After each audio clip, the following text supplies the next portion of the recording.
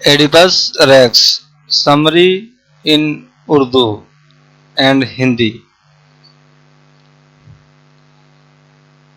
کھیل کا آغاز تھیبن محل کے سامنے ہوتا ہے۔ ایڈیپس تھیبن بادشاہ اپنے محل کے سامنے جمع ہونے والے لوگوں سے پوچھتا ہے کہ وہ کیوں چیخ و پکار کر رہے ہیں۔ ان لوگوں کے ساتھ آیا ہوا ایک پادری بزرگ پادری جواب دیتا ہے کہ وہ دیوتاؤں سے اس وبا کو ختم کرنے کی دعا کر رہے ہیں جس نے تھیبس خواتین کو بھانج بنا دیا ہے۔ پادری ایڈیپس سے مدد کی درخواست کرتا ہے۔ ایڈیپس پادری کو بتاتا ہے کہ وہ شہر کے لوگوں کے درد کو محسوس کر سکتا ہے اور اس نے اپنے برادر نسبتی کریون یعنی کہ اپنے سالے کو ڈیلفی اوریکل اپالو کی غیبی آواز کے پاس مدد طلب کرنے کی خاطر بھیجا ہے۔ کریون اچھی خبر کے ساتھ نمودار ہوتا ہے۔ غیبی آواز کے حوالے سے وہ بتاتا ہے کہ تھیبس پر عذاب گزشتہ بادشاہ لائیوس کے قتل کی وجہ سے مسلط ہوا ہے۔ قاتل تھیبس میں ہی پیدا ہوا تھا، ابھی بھی وہی رہتا ہے، اور اگر وہ اسے تلاش کر سکیں اور جلا وطن کر دیں تو عذاب ان پر سے اٹھا لیا جائے گا۔ یہ ڈیلفی اوریکل کی پیش گوئی تھی۔ ایڈیپس کریون سے بادشاہ لائیوس کے قتل سے متعلق سوالات پوچھتا ہے۔ کریون اسے بتاتا ہے کہ بادشاہ لائیوس کو اس وقت قتل کیا گیا تھا جب زیارت کی خاطر وہ تھیب سے روانہ ہوا۔ محض ایک عینی شاہد گواہ بچا تھا جس کا کہنا تھا کہ بادشاہ کو ڈاکوؤں کے گروہ نے قتل کیا تھا۔ ایڈیپس اس سے پوچھتا ہے کہ اس معاملے کی پوری طرح سے چھان بین کیوں نہیں کی گئی تھی، اور کریون کو بتاتا ہے کہ شہر کی توجہ سفنکس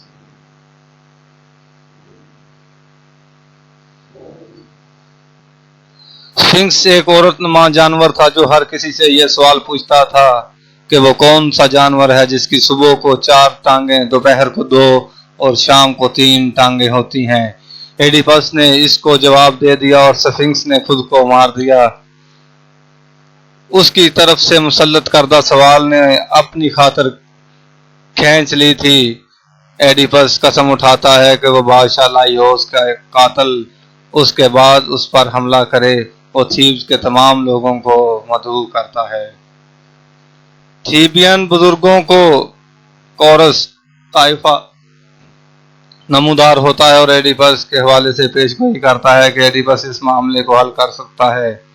کورس گانا گانے والوں کا گروہ ایک مرتبہ پھر وبا کا ذکر کرتا ہے کہ جو کہ شہر میں پھیلی ہوئی ہے اور دیوتاؤں کو پکارتا ہے کہ وہ لوگوں کی مدد کریں۔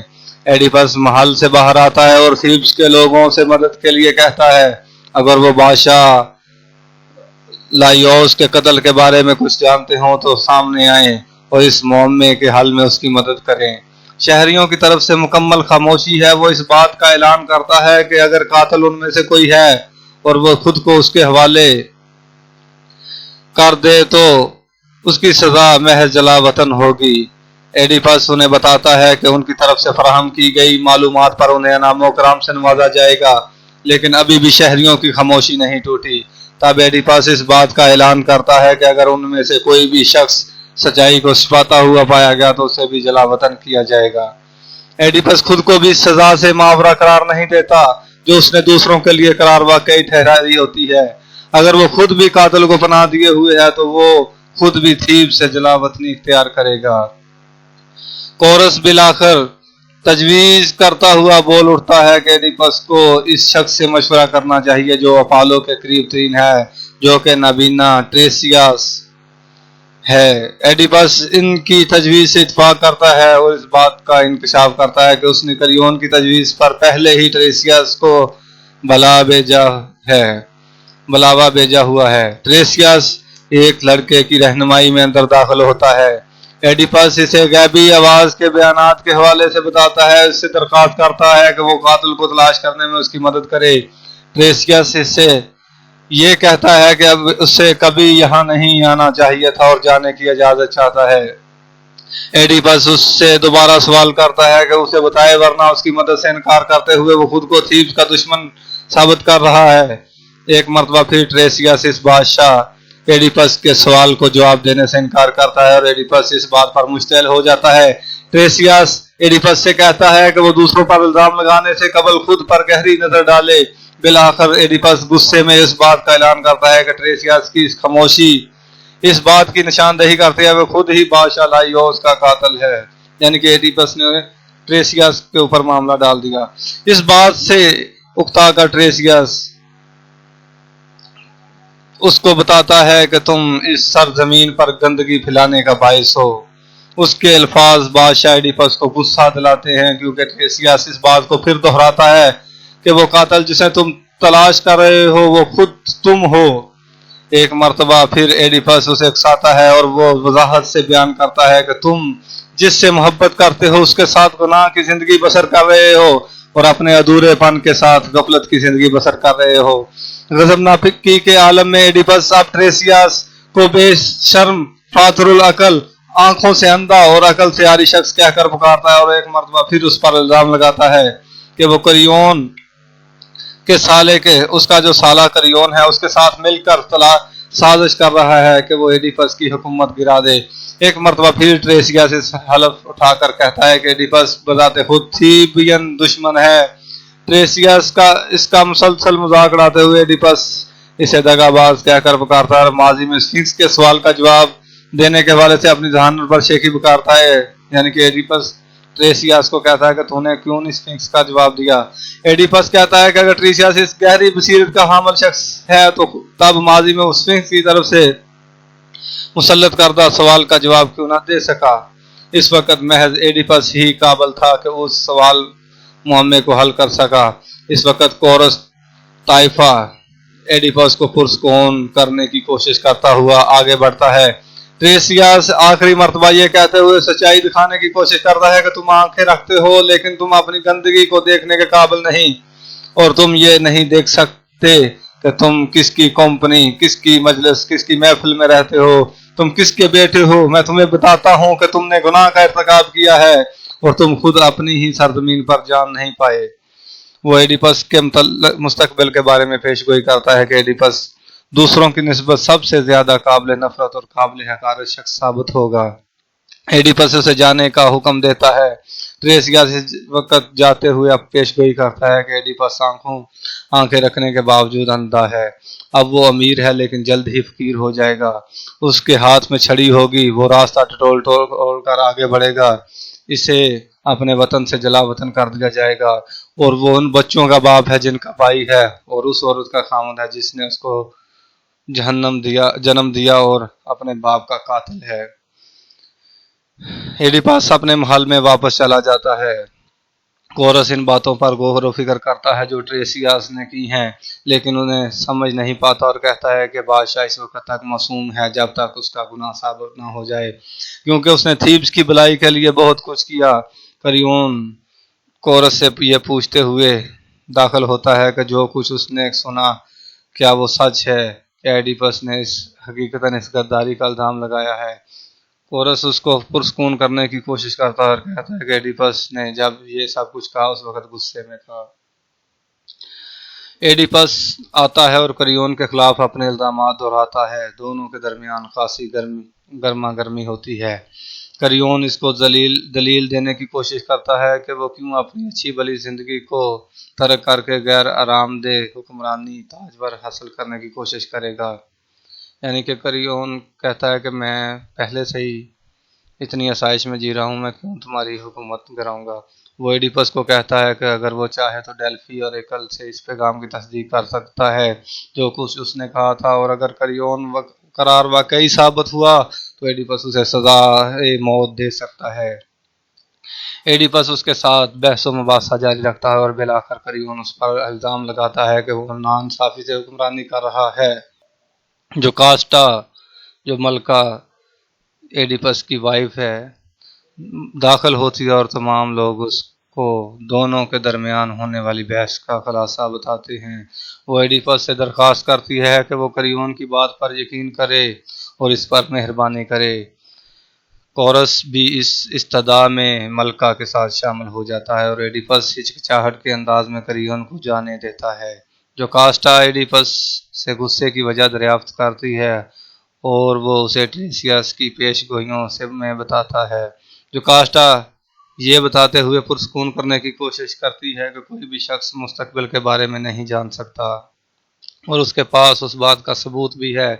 وہ اس پیش گوئی کے متعلق کہانی بتاتی ہے جو غیبی آواز نے بادشاہ لائیوس کے متعلق کبھی بتائی تھی کہ وہ اپنے ہی بیٹے کے ہاتھوں قتل ہوگا، لیکن ایسا کبھی رونما نہیں ہوا، بلکہ بادشاہ لائیوس ڈاکوؤں کے ہاتھوں ایسی جگہ قتل ہوا جہاں تینوں سڑکوں کا مقام ملتا تھا اور جہاں تک بیٹے کے تعلق تھا جوکاسٹا لائیوس نے اپنے شیر خار کو ایک پہاڑی کے دامن میں پاؤں میں چھید کر کے پھینکوا دیا تھا تاکہ پیش گوئی کو سچ ثابت ہونے سے روکا جا سکے، اور اگر بادشاہ لائیوس کے متعلق پیش گوئی سچ ثابت نہیں ہوئی تو بادشاہ ایڈیپس کے متعلق پیش گوئی کیوں کر سچ ثابت ہوگی؟ لیکن 3 سڑکوں کے مقام اتصال کا ذکر بادشاہ ایڈیپس کو اذیت میں مبتلا کر دیتا ہے اور اس کے ذہن میں اس قتل کی یاد تازہ ہو جاتی ہے جو اس نے سالوں قبل اس جگہ کیا تھا۔ وہ جوکاسٹا سے پوچھتا ہے کہ لائیوس ظاہری شکل و صورت میں کیسا دکھائی دیتا تھا اور اس کی طرف سے بتائی گئی ظاہری حالت اس کی یاد سے مماثل رکھتی ہے، اور وہ جوکاسٹا سے سوال کرتا ہے کہ بادشاہ لائیوس کے ساتھ کتنے لوگ تھے، اور وہ بتاتی ہے کہ اس کے ساتھ 5 آدمی تھے جب اسے قتل کیا۔ وہ عینی شاہد کے بارے میں بھی سوال کرتا ہے اور جوکاسٹا بتاتی ہے کہ ان میں سے ایک شخص بچا تھا، وہ بھی اس وقت ملک چھوڑ کر چلا گیا جب ایڈیپس تھیبس کا حکمران بنا تھا۔ ایڈیپس اس عینی شاہد کو بلا بھیجتا ہے اور جب وہ اس کو پہنچنے کا انتظار کر رہے ہوتے ہیں ایڈیپس جوکاسٹا کو اپنی جوانی کے متعلق بتاتا ہے کہ اس کے والد کا تعلق کورنتھ سے تھا اور اس کے باپ کا نام پولیبس اور ماں کا نام میروپ تھا۔ ایک روز نشے میں مخمور ایک شخص نے ایڈیپس کو بتایا کہ وہ اس اپنے باپ کا بیٹا نہیں۔ اس بات سے پریشان ہو کر ایڈیپس نے اپنے والدین سے سچائی پوچھی، لیکن انہوں نے بات کو ٹال دیا۔ یہ حقیقت ایڈیپس کے لیے باعث اذیت رہی، اس لیے وہ خفیہ انداز سے ڈیلفی اور ایکل کے ہاں گیا اور اس نے سوال کیا، لیکن اس غیبی آواز نے ایڈیپس کو اس سے بھی زیادہ ڈرا دینے والی بات بتائی کہ ایک روز وہ اپنے باپ کو قتل کرے گا، یعنی کہ اوریکل جو ڈیلفی ہے انہوں نے یہ پیش گوئی کی، اور وہ اپنی ماں سے شادی کرے گا۔ اس پیش گوئی سے ایڈیپس کو اس قدر صدمہ پہنچا کہ وہ گھر واپس نہ گیا اور اس بات سے خوف زدہ کبھی کورنتھ واپس نہ لوٹا کہ وہ کہیں وہ غیبی آواز کے پیش گوئی سچ نہ کر بیٹھے، اور اپنی آوارہ گردی کے دوران ایڈیپس ایک ایسی جگہ پہنچتا ہے جہاں 3 سڑکیں آپس میں ملتی تھیں، اور یہاں اس کا سامنا ایک مغرور شخص سے ہوا جو 5 ساتھیوں کے ہمراہ تھا۔ ایڈیپس نے اس شخص کو قتل کر ڈالا۔ اب اگر وہ شخص بادشاہ لائیوس تھا تو بطور سزا ایڈیپس کو تھیبس سے جلا وطن ہونا پڑے گا۔ اب صرف ایک امید باقی ہے کہ وہ زندہ بچ جانے والا عینی شاہد اس بات کی تصدیق کر دے کہ ڈاکوؤں نے بادشاہ لائیوس کو قتل کیا تھا اور وہ ایک آدمی نہ تھا۔ جوکاسٹا ایڈیپس کو دوبارہ یقین دلاتی ہے کہ اگر اس نے بادشاہ کو قتل کیا بھی ہے تب بھی بادشاہ لائیوس کے متعلق پیش گوئی سچ نہیں ہوتی، کیونکہ وہ بیٹا جس کے ہاتھوں سے قتل ہونا تھا پہلے ہی پہاڑی کے دامن میں مر چکا تھا۔ ایڈیپس اور جوکاسٹا محل کے اندر چلے جاتے ہیں۔ کورس اس بات پر غور و فکر کرتا ہے کہ جو کچھ بتایا گیا اور تکبر کی برائیوں کے بارے میں بات کرتا ہے۔ تکبر کے بارے میں یہ دعویٰ کیا جاتا ہے کہ یہ محض بربادی ہی لاتا ہے۔ جوکاسٹا مقدس خانقاہ کی زیارت کے لیے محل سے باہر آتی ہے۔ اس وقت کورنتھ سے ایک قاصد آتا ہے اور یہ خبر دیتا ہے کہ ایڈیپس کا والد پولیبس وفات پا چکا ہے۔ کورنتھ کے رہنے والے ایڈیپس کو کورنتھ اور تھیبس دونوں شہروں کا بادشاہ بنانا چاہتے ہیں۔ خوشی سے معمور جوکاسٹا ایڈیپس کو بلا بھیجتی ہے۔ جب یہ خبر سنتا ہے تو وہ پیش گوئی کے جھوٹا ہونے پر خوشی مناتا ہے کہ وہ میروپ کورنتھ ماں سے شادی نہ کر بیٹھے۔ قاصد ایڈیپس کو اس بات کی یقین دہانی کراتا ہے کہ اب سے اپنی ماں سے شادی کرنے کے سلسلے میں پریشان نہیں ہونا چاہیے، کیونکہ پولیبس اور میروپ اس کے حقیقی والدین نہیں ہیں۔ وہ ایڈیپس کو وہ کہانی بتاتا ہے کہ ایڈیپس کس طرح ان کا بیٹا بنا۔ قاصد بتاتا ہے کہ کچھ عرصہ قبل وہ ایک پہاڑی پر بکریاں چراتا تھا۔ ایک اجنبی نے اسے شیر خار بچا دیا جسے وہ موت سے بچا کر لایا تھا۔ اس شیر خار کے ٹخنوں میں چھید تھا۔ اس پر ایڈیپس تصدیق کرتا ہے کہ وہ پیدائشی لنگڑا ہے۔ قاصد کہتا ہے کہ اس نے وہ شیر خار میروپ کو دے دیا تھا۔ یعنی کہ جو بادشاہ تھا اس کو دے دیا تھا۔ ایڈیپس اس شخص کی شناخت پوچھتا ہے جس نے یہ بچہ قاصد کو دیا، اور قاصد اسے بتاتا ہے کہ وہ اجنبی شخص بادشاہ لائیوس کے ملازموں میں سے ایک تھا۔ ایڈیپس یہ جاننا چاہتا ہے کہ کیا یہ شخص زندہ ہے۔ قاصد جواب دیتا ہے کہ جو کاسٹا کو علم ہونا چاہیے وہ کون تھا۔ ایڈیپس جو کاسٹا کی طرف مڑتا ہے جو کہ خوف کے مارے سفید پڑ چکی ہے، وہ اسے درخواست کرتی ہے کہ وہ اس معاملے میں مزید چھان بین نہ کرے اور اسے بلا دے، لیکن ایڈیپس اس معاملے کو حل کرنے کے لیے پرعزم ہے اور وہ اس شخص کو بلا بھیجتا ہے جس نے قاصد کو بچا دیا تھا۔ جو کاسٹا سے متنبع کرتی ہے کہ وہ سوال و جواب کے سلسلے کو ختم کرے اور محل کے اندر بھاگ جاتی ہے، سوائے جو کاسٹا کے ابھی تک کوئی شخص اس معاملے کو حل نہیں کر سکا۔ کورس غور کرتا ہے کہ ایسا محسوس کرتا ہوا ہے کہ کچھ برا ہونے والا ہے۔ ایڈیپس بیان کرتا ہے کہ وہ بھرپور سچائی جاننا چاہتا ہے، چاہے وہ کتنی ہی بری کیوں نہ ہو۔ وہ شک کا اظہار کرتا ہے کہ جو کاسٹا اس کے متعلق کم تر پیدائشی رتبے کے حوالے سے پریشان ہے۔ وہ اعلان کرتا ہے کہ وہ خوش قسمت بچہ ہے اور جان کر رہے گا کہ حقیقتاً کون ہے۔ اس دوران ایک چرواہا پہنچتا ہے جس کو پہلے سے بلاوا بھیجا ہوتا ہے۔ وہ یہ شخص ہے جس نے قاصد کو بچہ دیا تھا۔ ایڈیپس اس سے سوال کرتا ہے لیکن وہ جواب دینے سے ہچکچاتا ہے۔ قاصد اسے بتاتا ہے کہ ایڈیپس بھی وہی بچہ ہے، اور چرواہا خوف کا رد عمل ظاہر کرتا ہے اور قاصد سے درخواست کرتا ہے کہ وہ خاموش رہے۔ ایڈیپس جسمانی تشدد سے اسے ڈراتا دھمکاتا اور بالآخر وہ شخص اقرار کر لیتا ہے کہ وہ بادشاہ لائیوس کا ہی بیٹا تھا جو کاسٹا نے اسے پہاڑی کے دامن میں چھوڑنے کے لیے دیا تھا تاکہ پیش گوئی پوری نہ ہو سکے۔ ایڈیپس سوال کرتا ہے کہ یہ پیش گوئی اس کے اپنے باپ کے قتل سے متعلق تھی۔ چرواہا ہاں میں جواب دیتا ہے۔ بعض چرواہا کہتا ہے کہ وہ اس شیر خوار بچے کو ہلاک کرنے کا حوصلہ اپنے اندر پیدا نہ کر سکا، اس لیے اس نے مارنے کے بجائے قاصد کو دے دیا۔ بالآخر ایڈیپس سچائی کو جان لیتا ہے اور چلا جاتا ہے، محل کے اندر بھاگ جاتا ہے۔ قاصد اور چرواہا روانہ ہو جاتے ہیں۔ کورس خوشیوں کی عارضی فطرت اور تکبر کے حقیقت پر غور و فکر کرتا ہے۔ کوئی بھی شخص قسمت سے بھاگ کر نہیں سکتا۔ محل سے ایک قاصد دہشت ناک خبر لے کر داخل ہوتا ہے۔ جب جو کاسٹا محل کے اندر داخل ہوئی وہ سیدھی اپنے سونے کے کمرے میں گئی اور دروازہ زور سے بند کر لیا اور اس نے اپنی انگلیوں سے اپنے بال نوچ ڈالے۔ تب وہ بادشاہ لائیوس کو پکارتی رہی اور اپنے بیٹے جو کہ اس کا خاوند تھا اس کے المیہ پر ماتم کرتی رہی۔ ایڈیپس تلوار کے لیے پکارتا ہوا محل کے اندر داخل ہوا اور اپنی بیوی کی تلاش کرنے لگا، لیکن کسی نوکر نے اس کے سوال کا جواب نہ دیا۔ وہ خود جان گیا کہ وہ کہاں ہو سکتی ہے۔ اس نے دروازے سے سر ٹکرا کر خود کو زخمی کر لیا۔ جب ایڈیپس لڑکھڑاتا ہوا وہاں پہنچا تو اس نے جو کاسٹا کو لڑکتا ہوا پایا۔ آہو بکا کرتے ہوئے اس نے کھولا، دروازہ کھلا اور زمین پر لٹا دیا۔ تب اس نے سونے کے بنے ہوئے بروچز کو اپنی آنکھوں میں گھونپ ڈالا۔ بار بار اس نے بروچز سے اپنے آنکھوں کو نوچا یہاں تک کہ خون اس کے گالوں پر ٹپکنے لگا۔ یہ ایڈیپس نے جو کاسٹا کے بروچز سے کیا۔ تب وہ چیخنے لگا کہ کوئی شخص محل کے دروازے کھول دے تاکہ تمام چیف دیکھ سکے کہ وہ بادشاہ لائیوس کا قاتل ہے۔ وہ قسم کھاتا ہے کہ وہ اپنے ملک کو اس افریت سے نجات دلانے کے لیے اپنے ملک سے دور چلا جائے گا۔ محل کے دروازے کھلتے ہیں اور ایڈیپس لڑکھڑاتا ہوا باہر آتا ہے۔ کورس اس منظر کو دیکھ کر اذیت سے چلا جاتا ہے اور اپنی آنکھوں کو ڈام لیتا ہے۔ ایڈیپس ایسی آواز میں شہر بھر میں چلاتا ہے جو مشکل اس کی اپنی محسوس ہوتی ہے۔ طائفہ کورس چلاتا ہے کہ ایڈیپس بولنے کے قابل نہیں اور اس کی آنکھیں دیکھ نہیں سکتی اور جسمانی اور روحانی دونوں طرح کی اذیت اس نے اٹھائی۔ ایڈیپس کسی کو اپنا رہنما بننے کے لیے پکارتا ہے۔